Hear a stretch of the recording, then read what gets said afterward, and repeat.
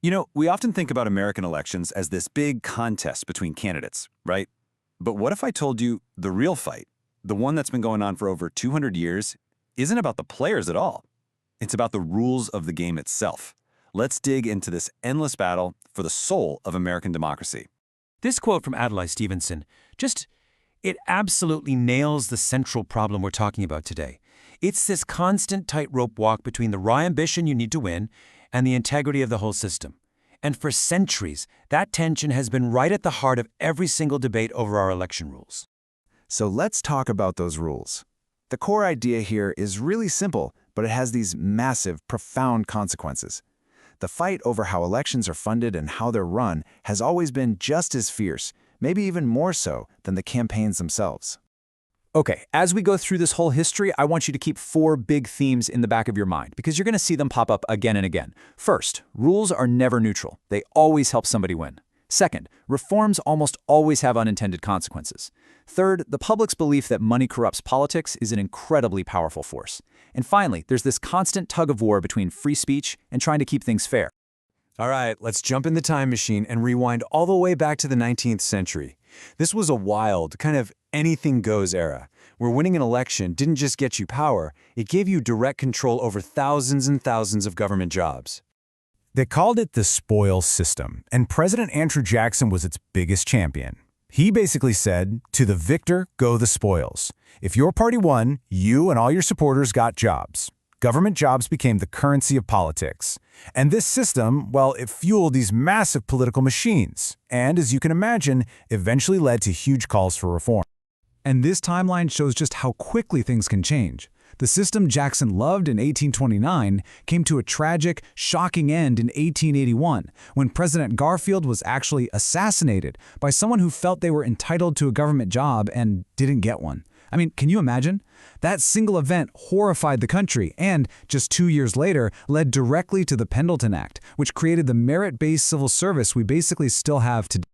So, with the fight over jobs more or less settled, a new battle was just getting started. This time, it was over a force that was becoming even more powerful than patronage: corporate money. And who steps into the ring to take on this new challenge? None other than President Theodore Roosevelt. During the Progressive Era, he championed the Tillman Act of 1907. This was a really big deal. It was the very first federal law that tried to ban corporations and big banks from just handing cash directly to federal campaigns. But here we go with another one of our recurring themes. These early laws, as one source so perfectly put it, were full of loopholes. See, money in politics is like water. If you dam it up in one place, it's just going to find another way to flow. And it would take a scandal of truly epic proportions to force a real change. And that epic scandal, of course, was Watergate. The discovery of secret slush funds and illegal cash didn't just bring down a president. It completely shattered the old campaign finance system and basically laid the foundation for all the rules we live with today. Now, what's interesting is that the first step towards the modern system actually happened right before the scandal fully broke. It was a simple but powerful idea: transparency. The 1971 Federal Election Campaign Act, or FECA, forced campaigns for the first time to really open their books and show everyone where the money was coming from. And the impact of just shining a light on the money? Whoa, it was staggering. In 1968, before the disclosure law, House and Senate candidates reported spending just $8.5 million. In 1972, with the new law, that number exploded to almost $89 million. See, the money had always been there. This was just the first time we could actually see it. So, in the aftermath of Nixon's resignation, Congress went back and gave FECA some serious teeth. In 1974, they created the Federal Election Commission to act as a referee.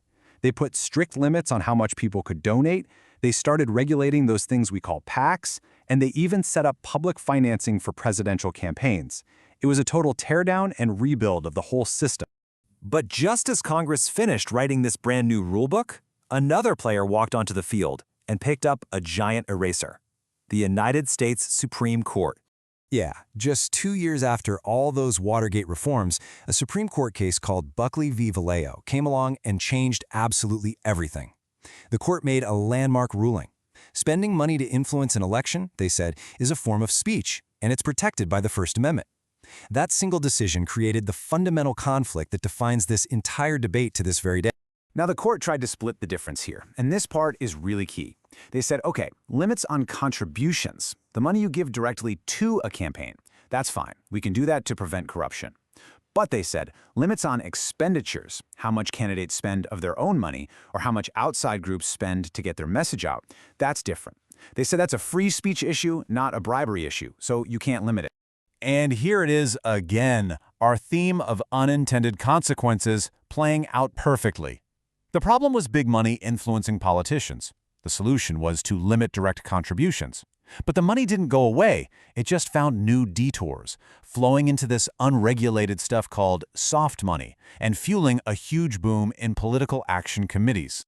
And that brings us right into the 21st century, where this cycle of reform, legal challenges, and new loopholes has only gotten faster and faster, creating what feels like a totally unwinnable tug-of-war over the rules of the game.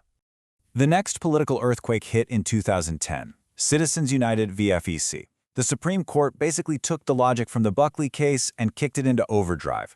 They struck down the ban on corporations and unions using their own money for political ads. You know, the very ban Teddy Roosevelt had put in place 100 years earlier. And one source argued that this ruling basically turned back the clock a full century. It brought the whole story full circle, right back to that era of unchecked corporate influence that started this whole reform cycle in the first place. The results were immediate and dramatic. Suddenly, corporations could spend unlimited amounts of cash to support or attack candidates, as long as they did it independently. This directly led to the birth of super PACs, which can raise and spend endless amounts of money, and it completely reshaped the entire political landscape. But this was not a unanimous decision, not by a long shot. In a really powerful dissent, Justice Stevens warned that the ruling threatens to undermine the integrity of elected institutions across the nation, which just shows you how incredibly high the stakes in this debate really are. And so, this 200-year-old game just keeps on going, which leaves us with one final, really big question. As the rules are constantly being rewritten, what happens to the public's faith in the game itself? What's the long-term effect on our belief that democracy is supposed to serve all the people, not just the players with the most money?